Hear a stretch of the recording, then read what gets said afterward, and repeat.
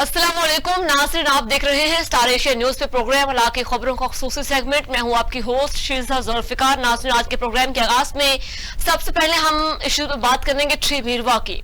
Tree मीरवा के इलाके हंडियारी में यतीम बच्चों की जमीन पर 62 लोगों की जानिब से कब्जा करने के खिलाफ यतीम बच्चों का अपनी वालिदा के साथ एहतजाज जारी है। मीडिया से गुफ्तगू करते हुए उनका कहना था कि मेरे बाप की जमीन पर 62 लोग कब्जा करना चाहते हैं, हमें हमारे हिस्से की जमीन आबाद करने नहीं देती। उन्होंने आला हुकाम से नोटिस लेने का मुतालबा भी किया और यतीम बच्चों ने मजीद भी कहा कि 62 शख्स जो है वो हमारे घर में घुसकर हम पर सख्त तशद्दुद भी किया है, मगर ट्री मीरवा पुलिस खामोश बैठी है, तमाशाई बनी हुई है। तो मजीद हम जानते हैं क्या तफसीलात है। हमारे साथ नुमाइंदा मौजूद हैं जवार हुसैन साहब। अस्सलाम वालेकुम जवार, बताइएगा क्या तफसीलात हैं आपके पास? जी बिल्कुल, ये इलाका है ट्री मीरवा का हिंडियारी के करीब जो है गांव गुलाम हैदर इस्लामी, जहां पर ये वाकया पेश आया है। चचा की जानिब से जो है 62 से मिलकर यतीम बच्चों के जो भतीजे हैं उनके यतीम उनके खाते वाली जमीन पर जो है नाजायज कब्जा करना चाहता है। मिल्कियत के चक्कर में आकर जो है चचा भतीजों के जान का दुश्मन बन गया है, जबकि बच्चों का कहना था कि हमारे चचा ने 62 शख्स महबूब इस्लामी से मिलकर हमारे घर में भी दावा बोल दिया है और हमें मिल्कियत मांगने पर जान से मारने की धमकियां भी दी है।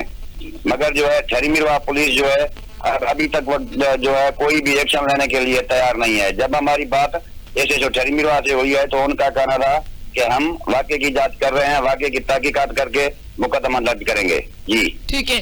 जवार हुसैन सरगा चचा जो कि अपने यतीम भतीजों के ही उन्हीं को अपने बेघर करना चाह रहा है, तो इसके खिलाफ अभी उनकी कोई हेल्प भी कर रहा है कि नहीं उस मुतासरा फैमिली की?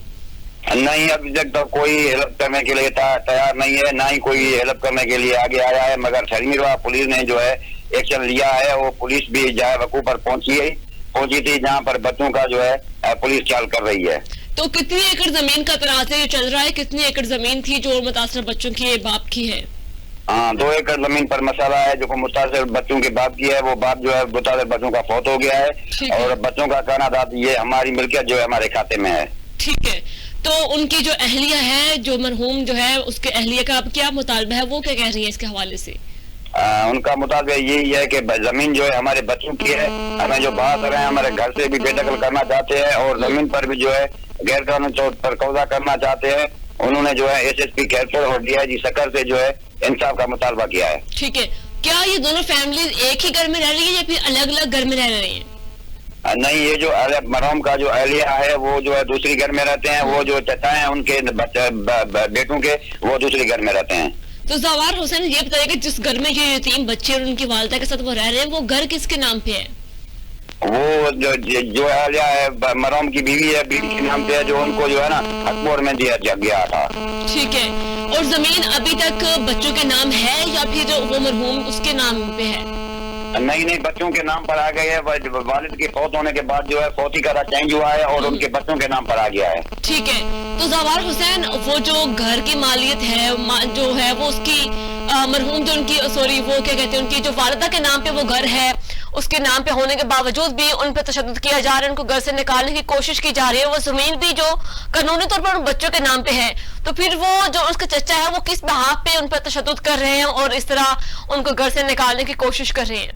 जी हाँ, वो एक 62 शख्स है महबूब इस्लामी जिसका हाथ है वो मुल्जमान पर, जो मुल्जमान के कहने पर जो है महबूब इस्लाम है और उनके कहने पर सारा ये चक्कर चल रहा है। और उनको जो इनका मसला ये है कि उनके घर से बेदखल करने के लिए और मिल्कियत जायदाद पर कब्जा करने के लिए ये सारा मसला हो रहा है। तो जवार हुसैन जो जिन लोगों ने इन पर तशद्दुद किया है, जो चचा है जो इनको बेघर करना चाह रहे हैं, उनके खिलाफ कोई मुकदमा दर्ज करवाया गया अभी तक कि नहीं?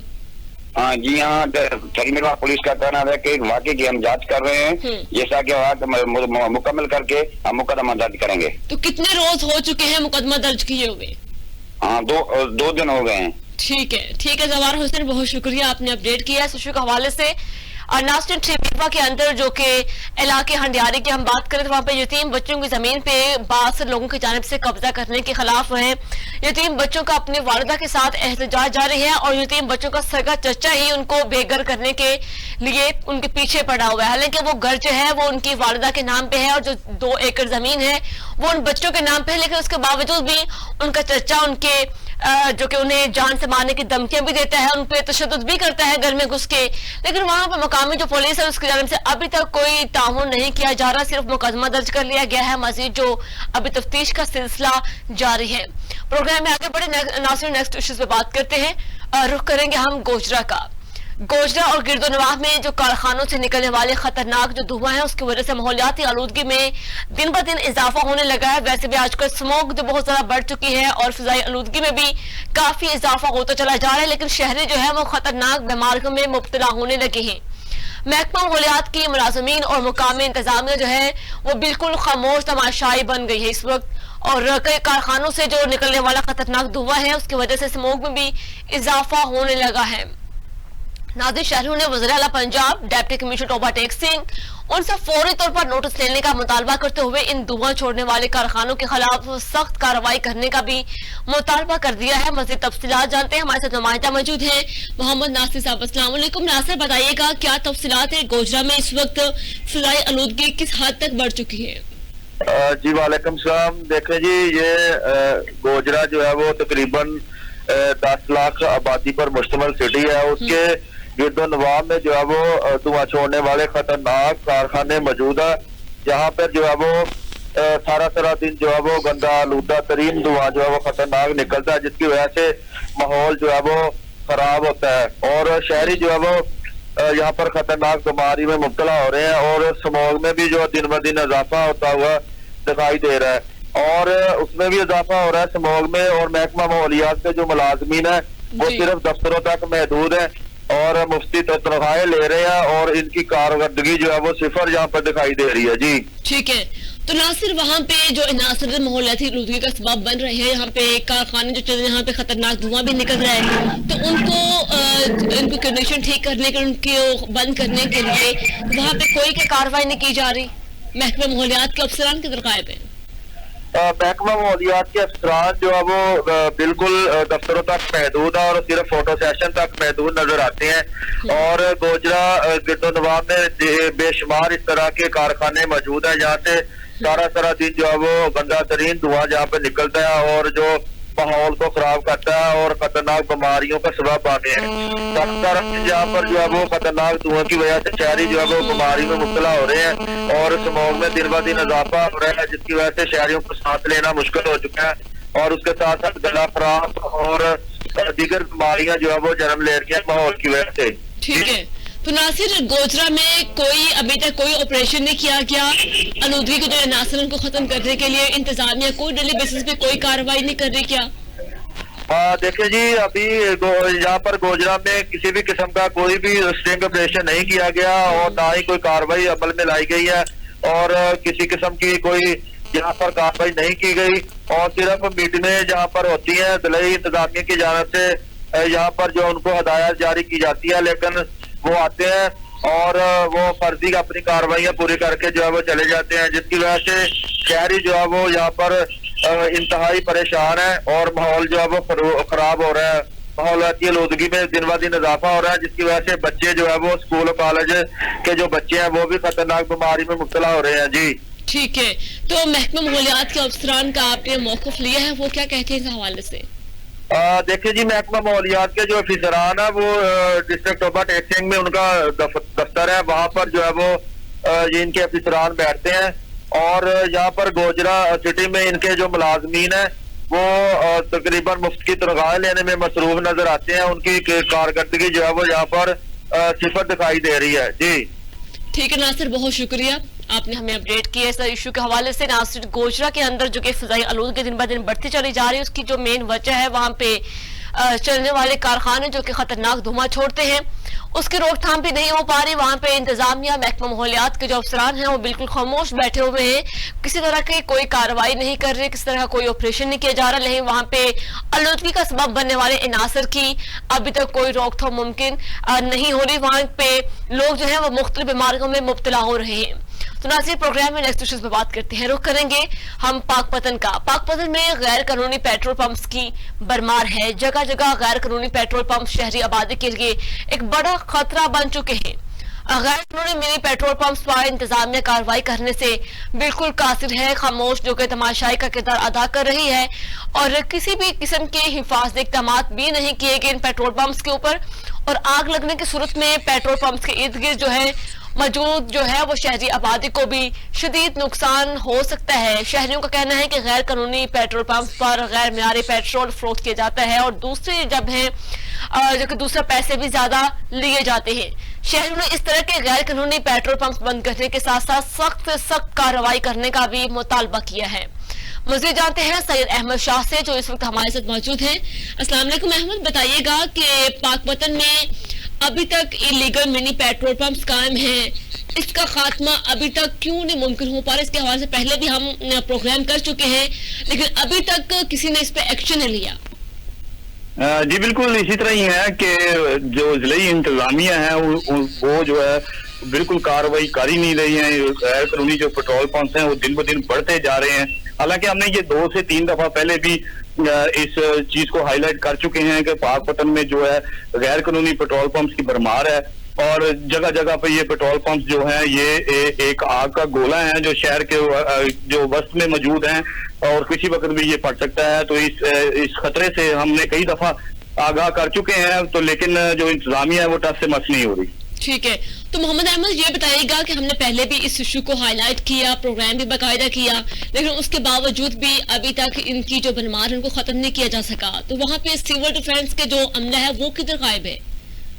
जी मैं पहले भी एक दफा प्रोग्राम कर चुका हूँ। उसके बाद मैंने उनसे सिविल डिफेंस से जो उनका मौकफ लेने के लिए राब्ता किया तो सिविल डिफेंस वालों ने मौकफ देने से इनकार कर दिया। उनका कहना है कि जो हमारे जो मेन अफसरान हैं वो तो रिटायर हो चुके हैं और जो वहां पर छोटा अमला बैठा हुआ है वो इस लेवल का ही नहीं है कि वो किसी को अपना मौकफ दे सके। ठीक है, तो उनसे मैंने डीसी साहब से मैंने फिर राब्ता करने की कोशिश की। डीसी साहबा का ये मौकफ था कि इंशाल्लाह ताला हम जल्द से जल्द कार्रवाई करेंगे और इनको हम खत्म करवा देंगे, लेकिन अभी तक इस पे कोई अमल दरामद होते दिखाई नहीं दे रहा। तो अहमद, हाई कोर्ट के बाकायदा ऑर्डर्स भी हैं इसके खात्मे के लिए, तो फिर भी इन पे कोई इम्प्लीमेंट नहीं कर रहे, कोई भी उनके ऑर्डर्स को फॉलो नहीं कर रहा, तो ये फिर क्या ये मामला इतना बासर हो चुका है किसी भी तरह के कानून को मानने से ये इनकारी है?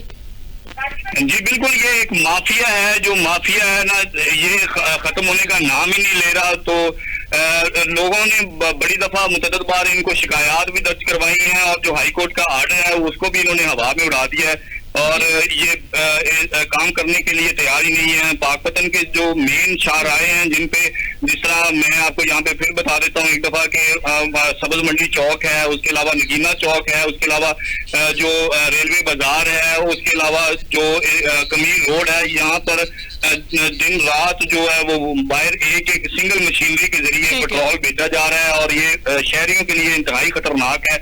किसी वक्त भी बड़ा हादसा हो सकता है। अहमद ये बताइएगा कि पाकपतन के किन किन एरियाज में ऐसे जो इलीगल मिनी पेट्रोल पंप कायम है और अभी तक क्या एक भी मशीन उन्होंने जब्त करने की कोशिश नहीं की? नहीं, इसमें मैंने जब पहले रिपोर्ट की थी तो उस पर इन्होंने थोड़ी सी कार्रवाई की। उसमें से इन्होंने चंद जो पेट्रोल पंप्स हैं उनको रिमूव किया, लेकिन वो इसी तरह ही रिमूव किया कि उन्होंने उसको सील किया। सील करने के बाद वो ऑफिस में जाकर अपना असर लड़ा कर उन्होंने दोबारा उन्हीं जगह पर पेट्रोल पंप्स लगा लिए हैं। और ये असल में बेसिकली तौर पर ये भत्ताखोरी बहुत ज्यादा अरूज पर है। पाकपतन में जिला इंतजामिया भत्ताखोरी करती है और जिसकी वजह से ये पेट्रोल पंप खत्म होने का नाम ही नहीं ले रहे। ठीक है, तो अहमद जो अब की सूरत हाल है वो कैसी है? वहाँ पे ये माफिया जो तेल ये स्मगल करता है, कौन कौन से अनासर इसमें मुलविस पाए गए हैं?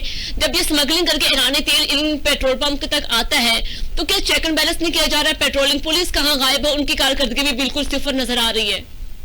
हमने वो जो पेट्रोल पंप के जो छोटे मिनी पेट्रोल पंप जिन्होंने लगाए हैं उनसे मौकफ लेने की कोशिश की। उनसे पूछा कि आप ये क्यों गैर कानूनी काम कर रहे हैं, आपको नहीं पता ये गैर कानूनी काम है? तो उनका ये कहना था कि ये जो एजेंसियां बनी हुई हैं पेट्रोल पंप की वो पीछे से जो हमें ऑयल देते हैं, जो तेल देते हैं, वो गैर जो होता है जो स्मगल किया हुआ होता है।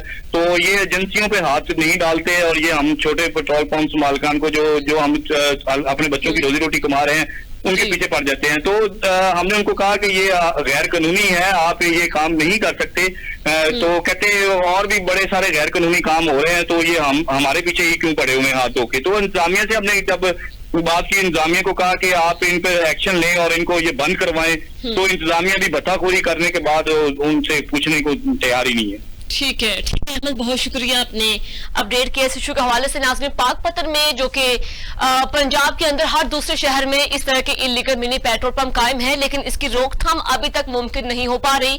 हालांकि जो कि हाई कोर्ट की जानिब से बाकायदा ऑर्डर्स भी आ चुके हैं इनके खात्मे के लिए, लेकिन कोई भी उनके अहकामात को मानने से उनके लिए तैयार नहीं है और कहीं भी जिस तरह ऑपरेशन होने चाहिए उस तरह कहीं किसी इलाके में ऑपरेशन नहीं हो रहा। और ये माफिया इतना सरगर्म हो चुका है, इनकी पुष्पनाही ऐसे लोग कर रहे हैं जो इंतजामिया का ही हिस्सा है, लेकिन उनकी मिली भगत के साथ ये माफिया जो कि आए रोज जो कि डेली बेसिस पे हजारों की तादाद में ऐसे जो कि इलीगल मिनी पेट्रोल पंप्स कायम कर रहा है और वहां पे ईरानी जो है वो तेल फरोख्त करने में मसरूफी अमल है, लेकिन इंतजामिया की कारकर्दगी बिल्कुल सिफर दिखाई दे रही है।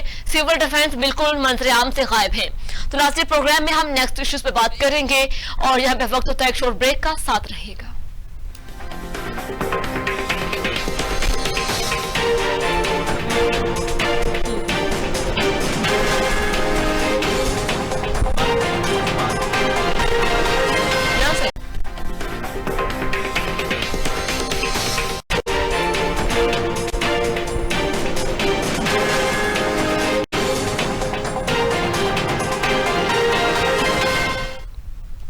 वेलकम बैक नाज़रीन, प्रोग्राम का सिलसिला आगे बढ़ाते हुए हम रुख करेंगे इस्लामाबाद का, जहां पे मॉडल टाउन हुम्क में आईजी इस्लामाबाद की हदायत पर खुली कचहरी मुनाकिद हुई है और पुलिस अफसरान जो है वो थाना लोही बी, थाना हुम्क और थाना सोहाला के SHOs इलाका मुअज़्ज़िज़ीन की बड़ी तादाद भी शिरकत की है। अवाम ने अफसरान के सामने शिकायत के अंबार लगा दिए और सबसे ज्यादा जो है शिकायत कब्जा माफिया, चोरी डकैती, मुनशात फरोशी और ट्रैफिक के हवाले से थी। तो DSP सोहाला सर्कल सजाद बुखारी ने शिकायत सुनी और मसाइल हल करने की यकीन दहानी भी कराई। SP सुवा जोन ने पुलिस और आवाम के फासले कम करने पर भी जोर दिया और इलाका के जो सियासी समाजी शख्सियत हैं हाजी मलिक आदिल ने इलाका में मौजूद मसाइल से पुलिस के आला अफसरान को भी आगाह किया और जो कि सीनियर रिपोर्टर अबैद कुरैशी की जानिब से पूछे कि कब्जा माफी के खिलाफ कार्रवाई के इस सवाल पर भी DSP का कहना था कि ऐसे जो इनासर हैं उनको आखिरी वार्निंग दे रहा हूं कि कब्जा छोड़ दें या फिर जेल की सलाखों के पीछे जाने के लिए तैयार रहें। खुली कचहरी में मौजूद मुअज़्ज़िज़ीन ताजिर बरादरी के रहनुमाओं ने पुलिस के आला अफसरान का शुक्रिया अदा किया। मज़ीद तफसीलात जानते हैं, हमारे साथ नुमाइंदा मौजूद हैं अमजद हुसैन साहब। अस्सलाम वालेकुम अमजद, बताइएगा क्या तफसीलात हैं आपके पास, खुली कचहरी में क्या क्या वादे फिर किए गए? जी बिल्कुल, जैसा कि आपने बताया कि IG इस्लामाबाद की खुसूसी हिदायत पर ये इस्लामाबाद में मुख्तलिफ थाना जात की हदूद में खुली कचहरी के इनकाद का सिलसिला जारी है। जो इस हवाले से SP रूरल परी गुल तरीन की सरबराही में खुली कचहरी का इनकाद मॉडल टाउन हुम्क के इलाका में किया गया, जिसमें जैसा कि आप बता चुकी हैं इलाके में कि इलाका मुअज़्ज़िज़ीन, पुलिस के आला अफसरान के साथ साथ दीगर जो इलाका के मुअज़्ज़िज़ीन हैं उनकी बड़ी तादाद ने शिरकत की। कचहरी का मकसद इलाके में लोगों के मसाइल को उजागर करना और उनके हवाले से लाहे अमल तय करना शामिल था। इसमें जो सबसे अहम बात है वो जैसा कि बताया गया कि खास तौर पर कब्जा माफिया के खिलाफ जो है वो घेरा तंग करने का खुसूसी प्लान तैयार किया गया है। इस हवाले से DSP सोहाला सर्कल सजाद बुखारी साहब जो हैं वो काफी मुतहरक नजर आए। उनको जब लोगों ने इस हवाले से शिकायत के अंबार लगाए तो उन्होंने इस हवाले से यकीन दहानी कराई कि हम इलाके में कोई भी कब्जा माफिया जो है उसको जो है वो नहीं किसी किस्म की रियायत नहीं देंगे, बरतेंगे और उनका किला कमा किया जाएगा। ठीक है। अच्छा अमजद हुसैन, इस्लामाबाद में जो कि चोरी डकैती की भी वारदातें बहुत बढ़ती चली जा रही हैं और आप जो बता रहे हैं कब्जा माफिया भी बहुत सरगर्म है, तो ये कर मसाइल इस्लामाबाद जैसे अमन जैसे शहर में बढ़ना एक बहुत बड़ा सवाल है, निशान है महकमा पुलिस के ऊपर। तो ऐसी जो अवाम ने इतने जो शिकायत के अंबार लगाए हैं, तो आखिर ये मसाइल इतने बढ़ते क्यों चले जा रहे हैं इस्लामाबाद में? जी उसमें जो ज्यादातर लोगों का इस हवाले से जब हमारी बातचीत होती है तो उनका कहना है कि ये पुलिस जो है इस हवाले से वो प्रॉपर उनकी जो परफॉर्मेंस है उसके ऊपर भी सवालिया निशान उठाते नजर आते हैं। ठीक है। अक्सर लोगों का ये कहना है कि ये कब्जा माफिया में पुलिस के कुछ अनासर भी इनकी पुष्पनाई जो है वो उसमें मुलव्वस नजर आते हैं। इस हवाले से जब हमारी पुलिस के आला काम से बात हुई तो उन्होंने कहा जी कि हम इस हवाले से अपनी पूरी जो अपने जो है वो वसाइल को बुरुए कार लाते हुए इनके खिलाफ पूरा भरपूर एक्शन करेंगे और इनको खत्म करने के लिए भरपूर अपनी काविशों को जारी रखें।